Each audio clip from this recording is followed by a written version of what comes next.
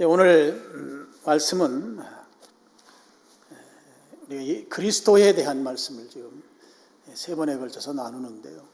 지난 주일날은 우리가 그리스도의 그 역할 가운데 한 가지가 선지자의 역할에 대해서 나눴습니다. 그리고 성탄절 감사 예배 때에는 그리스도가 갖는 역할, 왕의 역할에 대한 걸 나눴고요. 오늘 마지막 시간으로 제사장의 역할과 관련된 말씀을 좀 함께 나누고자 합니다.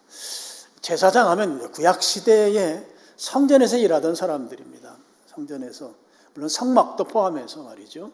성전에서 제사의식, 우리 성경에 제사로 표현해서 조금 표현이 동양의 경우에는 조상제사가 있어서 이게 좀 의미가 조금은 좀 겹치는, 우상숭배가 겹치는 측면이 있습니다만, 어쨌든 이 제사, 예배의식, 이 의식을 성전에서 집행하는 그런 직분자들이었습니다.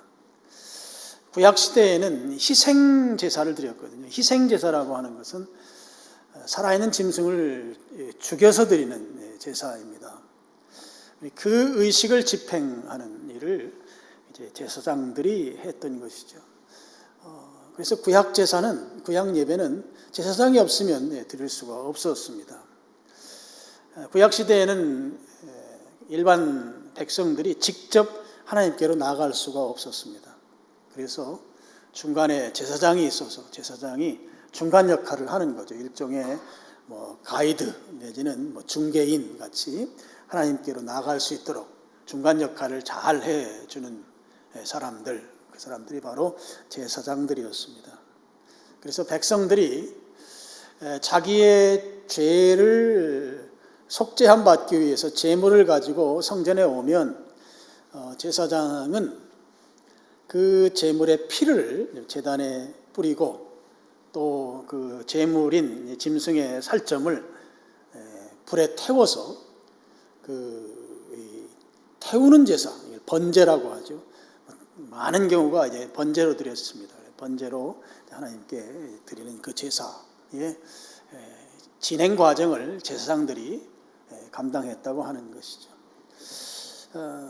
그런데 한 가지 이제 중요한 것은 이렇게 많은 제사를 짐승으로 드렸음에도 불구하고 그 제사가 하나님께서 받으시기에 온전한 제사로서는 미흡했다 하는 것입니다.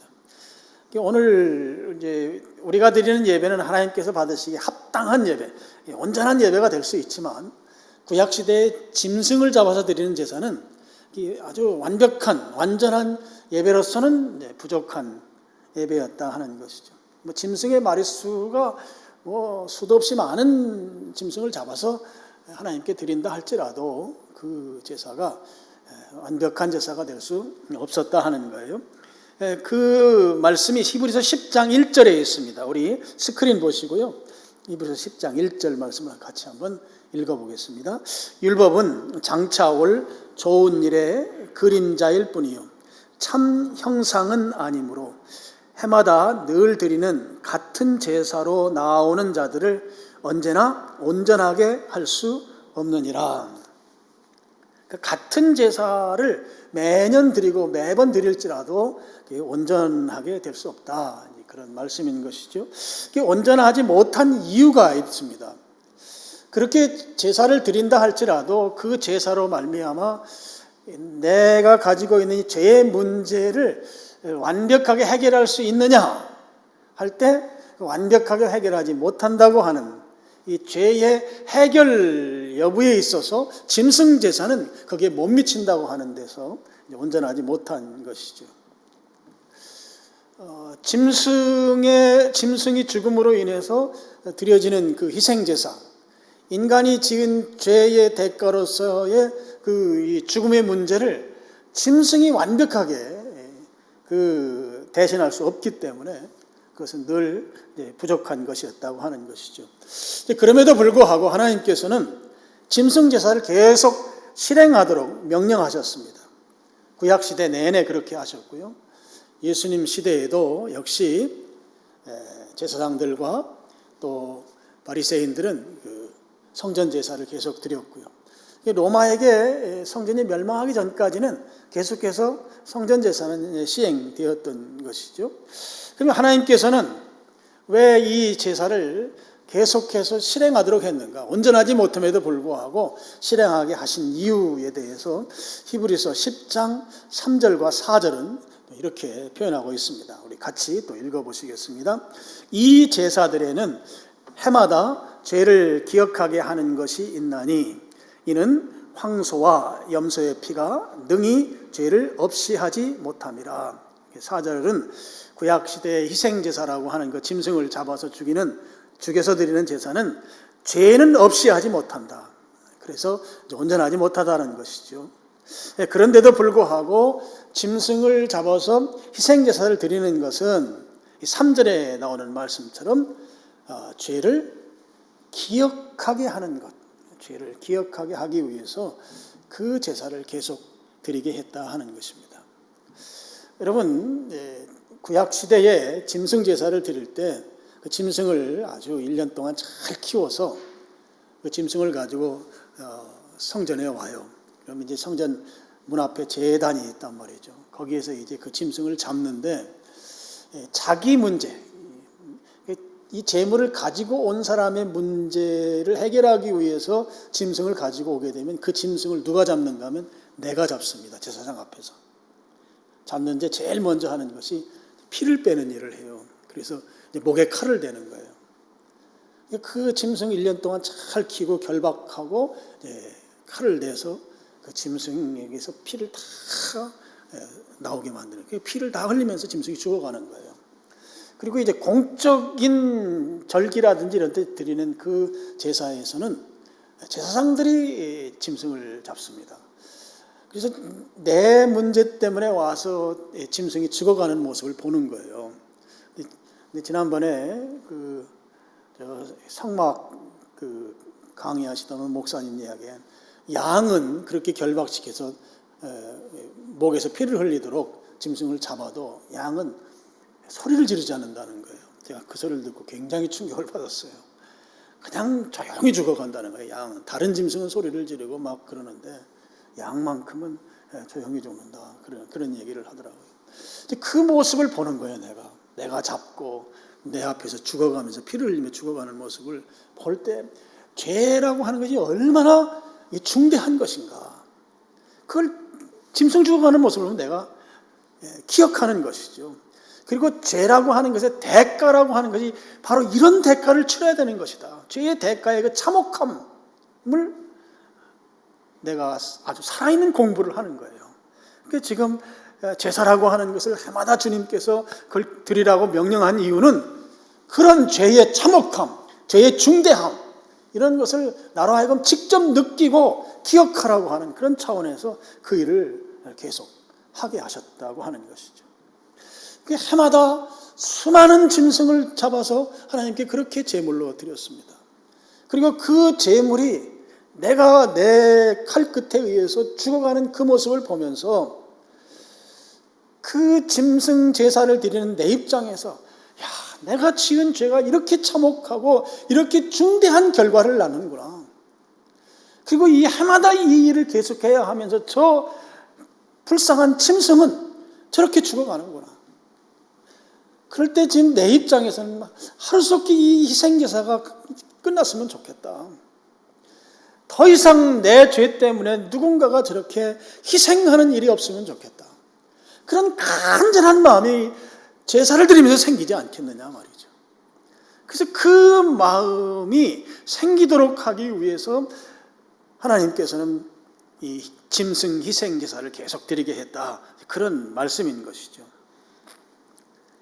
그러니까 구약의 백성들은 짐승 제사를 드리면서 내 죄가 용서함 받아서 기쁜 이것을 그만큼 대가를 치러야만 가능하다고 하는 사실, 그 죄의 참혹함과 죄라고 하는 것의 대가가 얼마나 큰 대가를 치러야만 오늘 죄를 용서받을 수 있는지를 짐승을 매년 수없이 많은 짐승들을 잘 키워서 1년 동안 제물로 드릴 짐승은 정말 잘 키워야 되거든요. 잘 키워서 그 짐승을 죽이는 일을 직접 본인이 죽여서 그 피를 받아서 제사를 드렸던 것이단 말이죠. 그러니까 이 일이 하루속히 끝났으면 좋겠다 하는 그 간절한 마음이 그들 속에 생겼을 것은 분명한 것이죠. 그런데 우리 성경식 표현을 하면 드디어 때가 됐습니다. 하나님께서 그들의 그런 마음을 아시고 죄를 완벽하게 해결할 방법을 그들에게 주신 것이죠. 내 죄의 완벽한 처리 방법으로 주신 것이 바로 예수 그리스도를 이 땅에 보내시는 것이었습니다. 예수님이 인간이 되신 것이죠. 그리고 인간으로 끝나는 것이 아니라 제사장이 되셔서 그 일을 다 감당하게 하셨다고 하는 것입니다. 히브리서 2장 17절에 그 내용이 나옵니다. 우리 같이 또 읽어보시겠습니다. 그러므로 그가 범사의 형제들과 같이 되심이 마땅하도다. 이는 하나님의 일에 자비하고 신실한 대제사장이 되어 백성의 죄를 속량하려 하심이라. 먼저 속량이란 말이 나오는데요. 속량은 값을 주고 사서 내건 만드는 거예요. 근데 여기 성경에는 죄를 속량했다 이렇게 말하고 있습니다. 그러니까 죄값을 치르고 이제 더 이상 죄의 값을 그 치러온 대상에게서 받지 않게 만드는 것을 말하는 것입니다. 그렇게 하는 일을 누가 하셨는가 하면 예수님이 하셨다고 하는 것이죠. 예수님께서 그렇게 하시기 위해서 두 가지를 하셨는데요. 히브리서 2장 17절에는 첫 번째는 형제들과 같이 되셨다 하는 거예요. 형제들과 같이 되셨다는 말은 인간이 되셨다는 말입니다. 바로 예수님께서 사람으로 오셨어요. 성육신 하신 것이죠. 예수님이 그냥 하나님으로서 영적인 존재로 계시면 지금 이 인간이 되시지 않고는 속량하는 일이 불가능한 것이 되는 거예요. 인간이 되셔서 무슨 일을 하더라도 인간이 하신 일이기 때문에 인간의 그 가치와 동등한 가치를 예수님께서 비로소 일을 하신 대로 그 가치가 평가되게 되는 것이죠. 구약시대에는 동물로 드렸었기 때문에 동물은 인간이 아니잖아요. 아무리 많은 동물을 드리더라도 그 죄의 대가인 이 죽음이라고 하는 것을 온전히 감당할 수 없었던 것이죠. 죄의 중대함과 그 참혹함을 각성시키는 효과는 있지만 그 죄를 완전히 처리할 수는 없었습니다. 늘 부족했던 것이죠. 그런데 이 사람의 죄이기 때문에 이 사람의 죄는 사람이 대신, 그러니까 죄 지은 내가 그 값을 치르든지 아니면 다른 사람이 내 죄값을 대신하든지 짐승으로는 부족하고 사람이어야 가능하다. 예수님께서 그 일을 하시기 위해서 형제들과 같이 됐다는, 인간이 됐다고 하는 거죠. 그리고 또 한 가지는 예수님께서 대제사장이 되셨다 하는 거예요. 히브리서 2장 17절을 보면 신실한 대제사장이 되어 백성의 죄를 속량하셨다.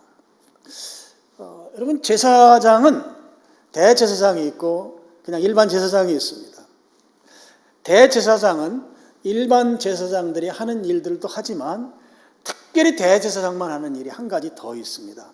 그 일은 바로 1년에 한 번 지성소에 들어가서, 성전은 두 부분으로 나뉘어 있거든요. 성소라고 하는 지역. 이 성소라고 하는 지역은 넓이가 어느 정도 되는가 하면 길이가 20m, 그 다음에 가로가 10m 정도 돼요. 성소의 크기가 그렇습니다. 그 안에는 세 가지가 있어요. 7 촛대가 있고, 그 다음에 성막 앞에 향단이 있어요. 향을 피우는 향단. 그리고 왼쪽에 떡상이 있어요. 12개의 떡이 있는 세 가지가 있는데요.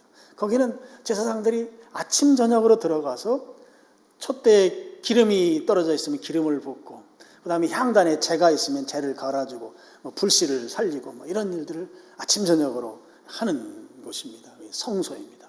그리고 가로 세로 약 10m, 10m 되는 정사각형인 곳이 있어요. 그것은 이제 지성소라고 불러요. 지성소는 아무도 들어갈 수가 없어요. 그리고 그 안은 실제적으로 깜깜해요. 다 막혀 있습니다. 창문도 없어요. 근데 1년에 딱 한 번 들어가요. 그 들어가는 인물이 대제사장이에요. 대제사장이 들어가는데 그 들어가는 날을 대속죄일이라고 불러요. 유대인의 그 달력으로 7월 10일입니다. 우리 양력으로 따지면 한 9월, 10월쯤 돼요. 그때쯤 10일 날 하루 백성들은 다 금식합니다. 속죄일. 그리고 대제사장 혼자 그 지성소에 들어가죠. 지성소에 들어가서 하는 일이 피 뿌리는 일을 해요. 속죄하는 일을 해요. 속죄.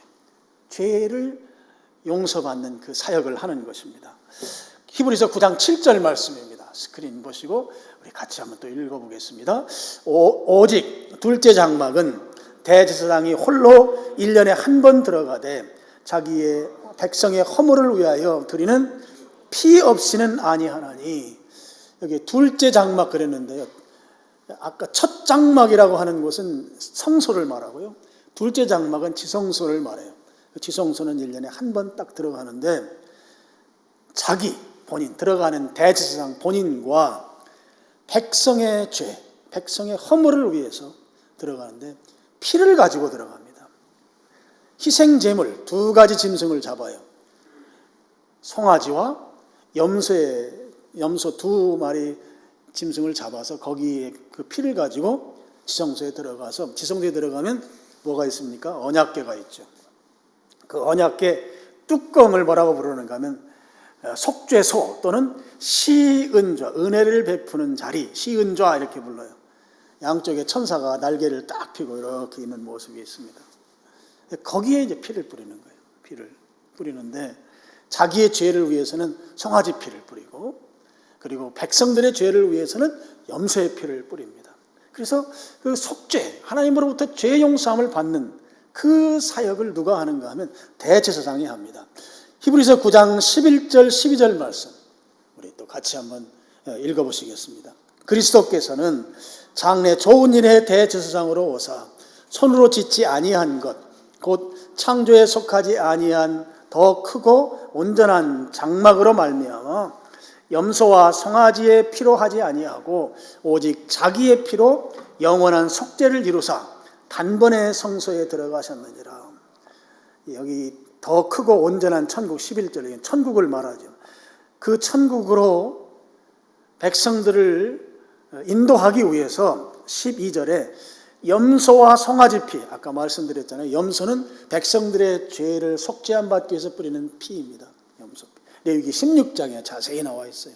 송아지 피는 지금 대제사장 본인의 피예요. 본인의 죄예요. 본인의 죄를 속죄함 받기 위해서 뿌리는 피인데 예수님 물론 송아지 피는 필요 없죠. 염소의 피만 필요하죠. 예수님 죄가 없으시니까. 그런데 이 피로 하지 아니하고 예수님 당신 스스로가 백성들의 죄를 사하는 염소가 되신 거예요. 염소의 피로 단번에 영원한 속죄를 이루셨다는 거죠.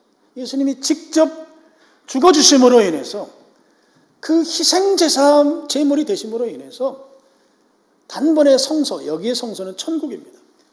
천국으로 들어갈 수 있는 길을 예수님께서 만들어주셨다고 하는 것이죠. 일반 대제사장은 지성소에 들어가서 1년에 한 번 들어가서 자기 죄 용서함 받기 위해서 송아지 피 뿌리고 그 다음에 백성들의 죄 용서함을 받기 위해서 염소 피를 뿌렸어야 했습니다. 그런데 예수님은 그렇게 하지 아니하시고 당신께서 스스로 희생 제물이 되신 거예요. 그래서 당신의 피로 완전히 속죄 제사를 드린 것이죠. 그럼으로 인해서 단번에 영원한 속죄를 이루셨다는 거예요. 더 이상 속죄가 필요 없는 속죄를 예수님께서 피 흘려주심으로 인해서 이루어 주셨다 하는 것이죠. 이것이 어떻게 가능한가? 오늘 본문의 15절을 보시면 우리에게 있는 대제사장은 우리의 연약함을 동정하지 못하실 리가 아니요 모든 일에 우리와 똑같이 시험을 받으시니로되 죄는 없으시니라 그랬습니다. 대제사장이에요. 예수님이. 그분이 우리 인간의 연약함에 대한 동정심을 가지고 계신 분이시다 하는 거죠. 이 동정심이라고 하는 것이 이런 것입니다. 우리 인간이 본래 죄 짓는 것을 원하지 않아요. 우리 인간이 양심이 있어요. 도덕이 있어요. 그래서 죄를 안 지으려고 하지만 그 안 지으려고 하는 만큼 죄에 빠지는 거예요. 내가 아무리 내 힘으로 거룩하게 살려고 해도 거룩하게 살 수 없는, 아주 태생적으로 우리는 죄 속에 살 수밖에 없는 그런 존재라는 것이죠. 그래서 인간을 보니 죄에서 벗어나고자 하지만 벗어나지 못하는 그런 연약한 존재라고 하는 사실을 예수님께서 직접 이 땅에서 공생애를 사시면서 보신 것이에요. 이 문제를 해결하려고 예수님께서 우리 인간의 연약함에 대해서 동정심을 가지고 계시다 하는 것입니다. 16절은 우리는 긍휼하심을 받았다 그랬어요. 예수님의 이 긍휼하심이 오늘 우리에게 그대로 베풀어 주신 것이죠. 예수님께서 가지셨던 이 동정심이라고 하는 것은 그냥 단순한 동정심이 아닌 것이에요. 예수님께서는 이 땅에서 30여 년을 사셨잖아요. 사시면서 예수님 부잣집에 태어난 게 아니에요. 가난한 갈릴리 변두리 마을에서 태어나셔서 30년 이상을 사셨습니다. 사시면서 인간이 겪는 고난을 직접 다 겪으셨어요.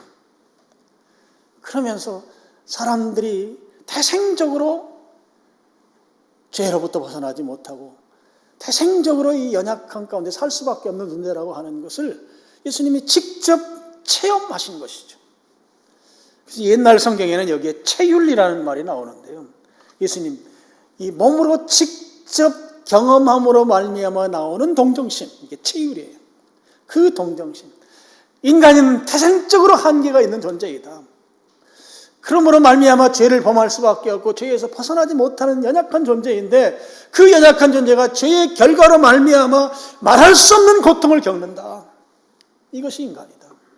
이 문제를 해결해 주시기 위해서 예수님이 직접 체험하시고 그 체험한 결과로 말미암은 동정심, 이 체휼의 동정심으로 예수님께서 이 문제를 해결해 주시기 위해서 십자가에서 직접 피 흘려 돌아가시기로 작정하신 것이죠. 그래서 베드로전서 2장 24절 보면 친히 나무에 달려 이렇게 표현하죠. 예수님께서 자원하셔서 나무에 달려 돌아가시기로 결심하신 것이죠. 인간이 가진 이 태생적 한계, 죄로 말미암아 벗어나지 못하는 이 연약함, 이 연약함으로 말미암아 그들에게 나타나는 죄의 결과로 말미암아서 오는 그 결과의 그 고통, 이 문제를 해결해 주시기 위해서 친히 기꺼이 예수님이 십자가에 달리셔서 그 몸으로 우리의 죄를 담당하셨다. 이는 우리로 죄에 대하여 죽고 의에 대하여 살게 하려 하십니다. 그가 책찍에 맞음으로 너희는 나음을 얻었다. 예수님께서 친히 우리의 죄를 담당하시려고 십자가에서 피 흘려 죽으셨다 하는 것이에요. 체휼의 동정심이 우리를 위해서 친히 십자가에 달려 죽으시게 만드셨다 하는 것이죠. 그래서 우리는 죄에 대해 죽었다는 거예요. 베드로전서 2장 24절에 죄에 대해 죽었습니다. 죄에 대해서 죽었기 때문에 죄가 더 이상 우리에게 영향을 끼칠 수가 없어요. 죄는 죽었기 때문에 우리가 무관하게 되었다고 하는 것이죠. 그래서 우리는 예수 그리스도의 피의 공로로 말미암아 성소에 들어갈 수 있게 된 것입니다. 바꿔 말씀드리면 직접 하나님께 나갈 수 있는 그런 존재가 되었다고 하는 것이죠. 히브리서 10장 19절 20절 말씀을 또 한번 같이 읽어보겠습니다. 그러므로 형제들아 우리가 예수의 피를 힘입어 성소에 들어갈 담력을 얻었나니 그 길은 우리를 위하여 휘장 가운데로 열어놓으신 새로운 살 길이요 휘장은 곧 그의 육체니라. 지금까지는 율법대로 매년 짐승을 잡아서 희생제사를 드렸어야 했어요.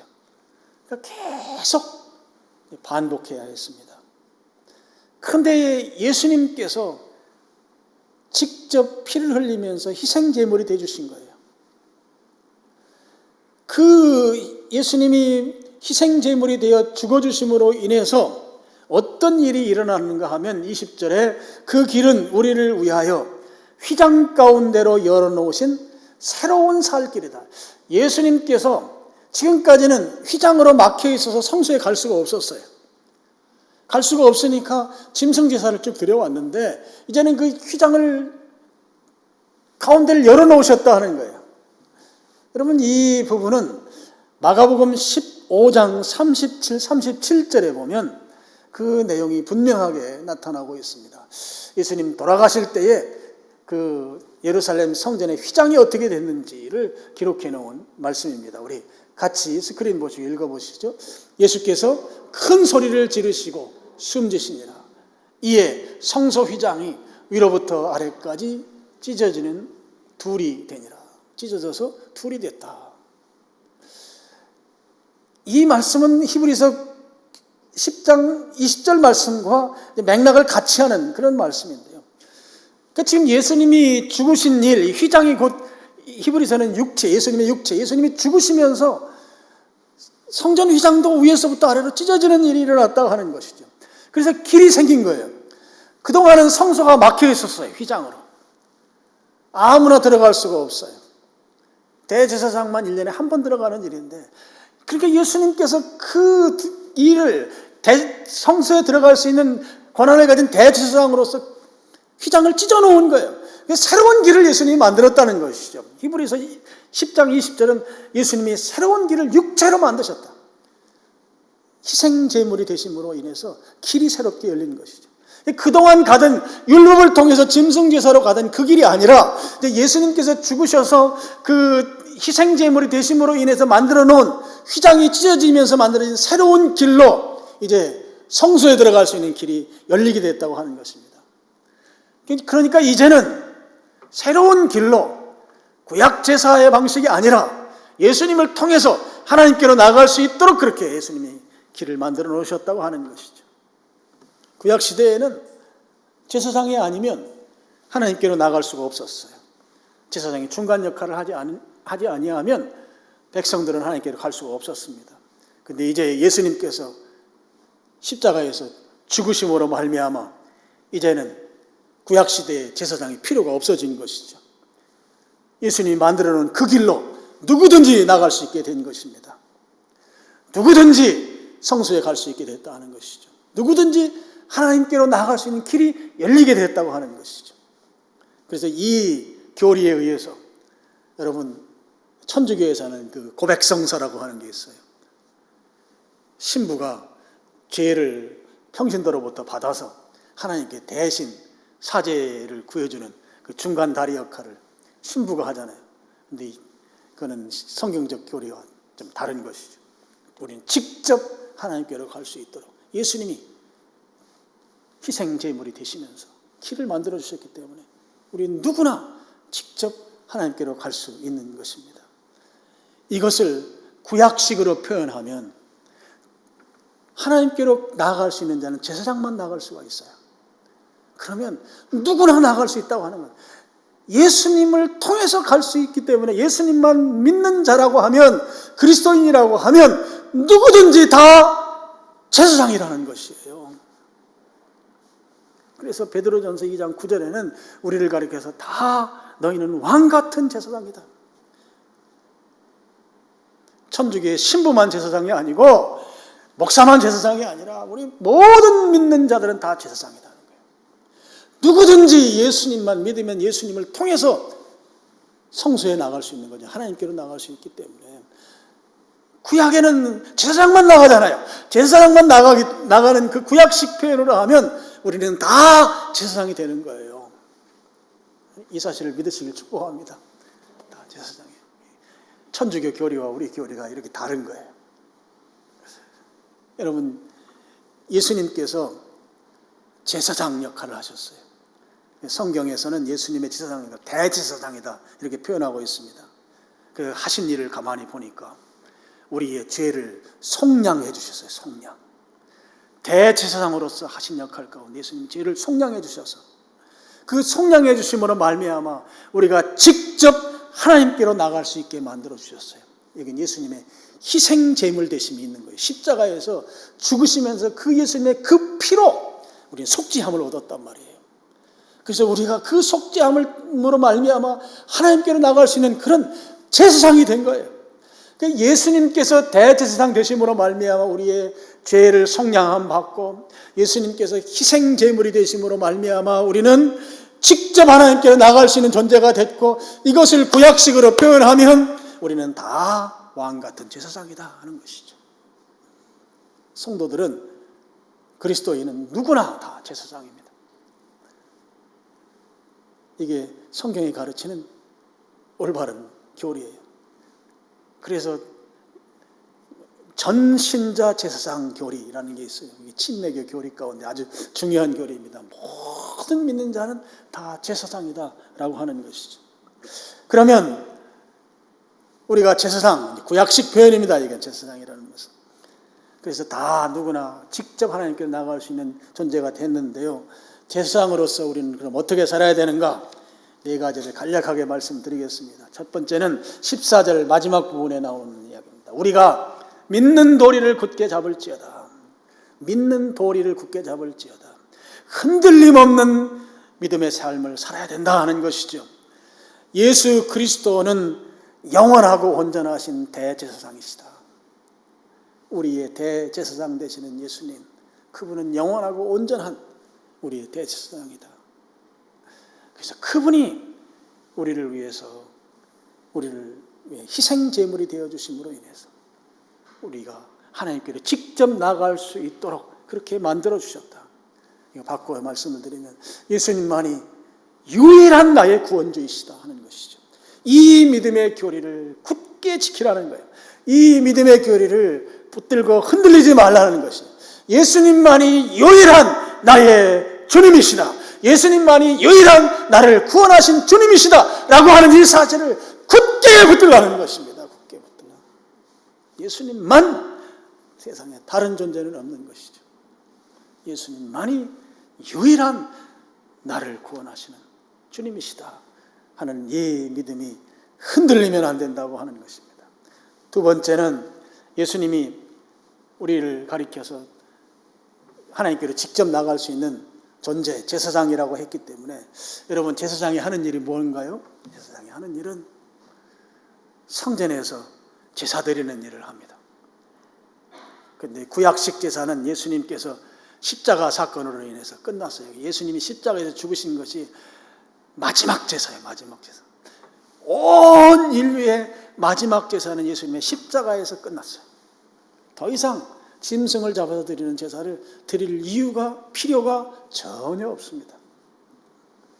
그렇다면 오늘날 우리가 제사장이라면, 제사장은 제사 드리는 것이 그의 삶의 전부인데, 그럼 오늘 우리가 제사장이라면, 오늘 우리식으로 표현하면 예배를 드리는 일을, 전심으로 예배를 드리는 삶을 살아야 된다 하는 거였죠. 제사장이 제사 드리는 일이 생애의 주 과업이라면, 오늘 우리가 구약식으로 표현할 때 제사장이라면 오늘 우리는 예배 드리는 이 삶을 전심으로 해야 된다. 전심으로. 예배 잘 드려야 된다는 거예요. 저는 이제 이런 생각해요. 조금 부정적인 생각이어서 좀 그런데, 코로나가 지금보다 더 확산이 된다고 하는 것을 좀 가정하면서 드는 생각이, 그때 되면 성도들이 주님 앞에 진짜 무릎 꿇을 것이다, 그 생각이에요. 좀 부정적으로 제가 생각하는 거죠. 아직 우리가 무릎 안 꿇고 있어요. 진짜 꿇어요. 진짜. 생명의 그 위기감이 아직은 우리로부터 거리가 있어요. 지금 주님이 그걸 원하는지도 모르겠다는 생각을 제가 참 많이 합니다. 저를 포함해서 우리 그리스도인들의 목이 너무 곧아 있어요. 이렇게 곧았던 적이 별로 없어요. 교회 역사를 보면 너무 목이 곧아요. 근데 이 목을 구부러뜨리는 주님의 방법들이 있죠. 그건 주님은 부정적 방법들을 사용하세요. 전쟁이라는 방법이라든지, 어떤 자연재해라고 하는 방법이라든지, 전염병이라는 방법이라든지, 경제적인 어려움이라는 방법이라든지, 이런 방법들을 사용하셔서 주님 앞에 굴복시키실 것입니다. 근데 지금 그런 부분에서 우리가 아직 여유가 있어요. 미리 알아서 주님 앞에 굴복하는 게 필요하다. 저는 그 생각을 정말 많이 합니다. 정말 하찮은 존재, 하찮은. 정말 아무것도 아니죠. 후 불면 다 날아갈 것 같은 존재들인데 왜 폼을 그렇게 잡냐고. 주님 앞에 겸손히 무릎 꿇는 걸 지금 주님이 원하십니다. 저는 그런 생각을 좀 많이 합니다. 정말 예배 잘 드려야 돼요. 앞으로 오늘 저녁에 아마 오늘 오후에 회의를 한다고 그래요. 정부에서. 만약에 3단계로 가거나 해서 여러분 예배당 나와서 예배 드리는 것이 어려울 수도 있어요. 그러면 뭐 유튜브로 예배를 드려야죠. 유튜브를 통해서 예배를 드리는데 그 예배가 예배당 나왔을 때 예배 태도와 영상으로 드릴 때 예배가 태도가 같아야 되는 거죠. 지금 영상으로 예배를 드린다고 하면서 드리는 그 예배의 태도가 너무 나태한 거예요. 본인들이 다 고백해요. 저한테 몇 사람이 저한테 얘기를 했어요. 본인들이. 그러니까 제가 이렇게 이야기하는 거예요. 영상으로 예배를 드리더라도 좀 단정하게 앉아서 가족들이 딴짓하지 말고 집중해서 그 시간, 1시간 조금 넘는 시간인데 집중해서 예배 드리면 되잖아. 그런데 전혀 다른 거예요. 전혀. 우리가 제사상이라고 할 때 이 예배 잘 드리는 문제는 우리 죽고 사는 문제와 연결되어 있어요.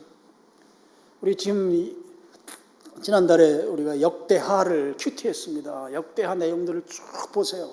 아주 명백하게 드러나잖아요. 예배 잘 드리면 사는 거예요. 사는 거예요. 예배 잘 드리면. 그러니까 예배 잘못 드리면 하나님께서 그냥 두지를 않으셔요. 역대하 내용, 큐티 내용이 다 그래요. 내용들이. 제사장은 예배를 잘 드려야 된다는 것이죠. 그 다음에 또 한 가지 있습니다. 로마서 12장 1절 말씀입니다. 로마서 12장 1절을 우리 스크린 보시고 같이 읽어보시겠습니다. 그러므로 형제들아 내가 하나님의 모든 자비하심으로 너희를 권하노니 너희 몸을 하나님이 기뻐하시는 거룩한 산 제물로 드리라. 이는 너희가 드릴 영적 예배니라. 영적이라는 말은 합당한이라는 말이 더 합당한 번역입니다. 합당한 예배. 몸을 산 제물로 드리라. 여러분 이 로마 시대, 고대 로마 시대는 이 몸, 이 육체와 이 영혼을 이원론적으로 봤습니다.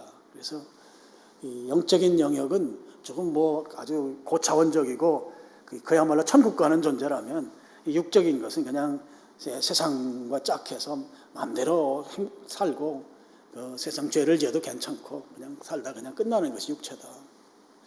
그런 시대에 바울이 몸을 산 제물로 드리라. 아주 혁명적인 표현이에요. 당시 로마에게 보낸 편지에는. 이 몸은 이게 굉장히 값어치 없는 것이었거든요. 몸이라고 하는 것이.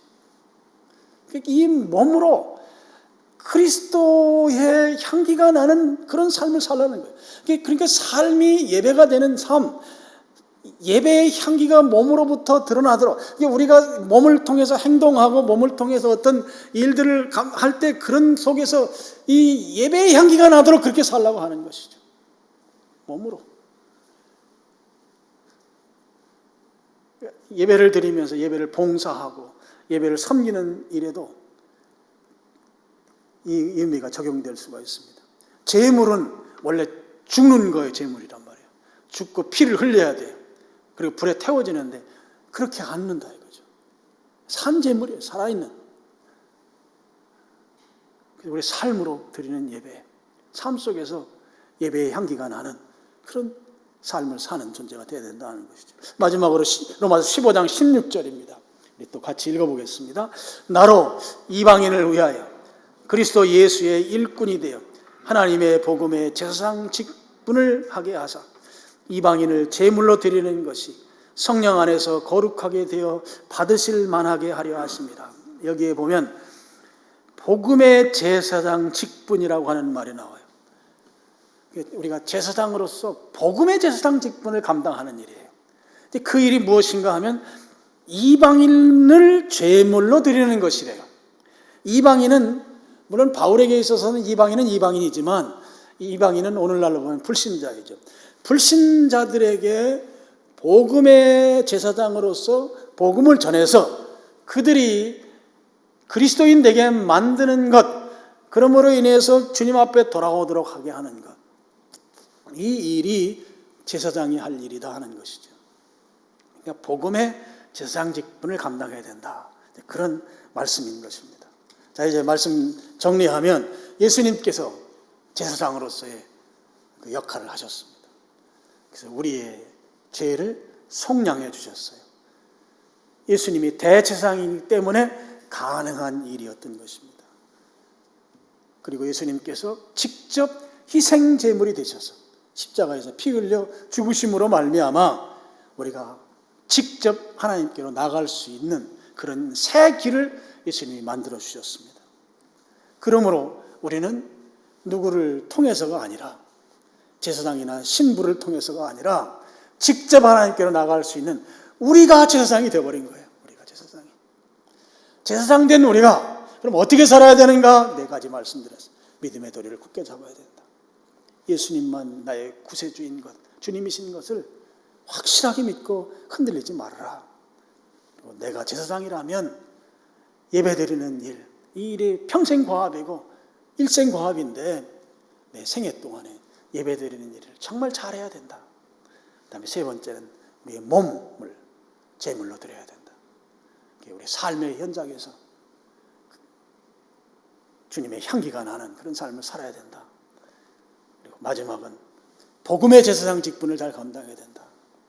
이방인을 제물로 하나님께 드리는 이 복음 사역을 잘 감당하는 그런 제사장의 삶을 살아야 된다 하는 것으로 오늘 예수님이 그리스도로서 역할, 3가지 역할, 선지자로서의 역할, 왕으로서의 역할, 그다음에 제사장으로서의 역할에서 오늘 그 제사장의 역할은 결국 우리를 제사장 되게 하셨다 하는 것입니다. 직접 하나님께로 갈 수 있는 길을 만들어 주시고, 그리고 우리가 제사장으로서의 삶을 잘 삶으로 인해서 오늘 예수님이 그리스도이신 것을 우리의 제사장으로서의 삶을 통해서 잘 증명해내는 그런 삶을 사는 여러분 되시기를 주님의 이름으로 축원합니다. 하나님 아버지 감사합니다.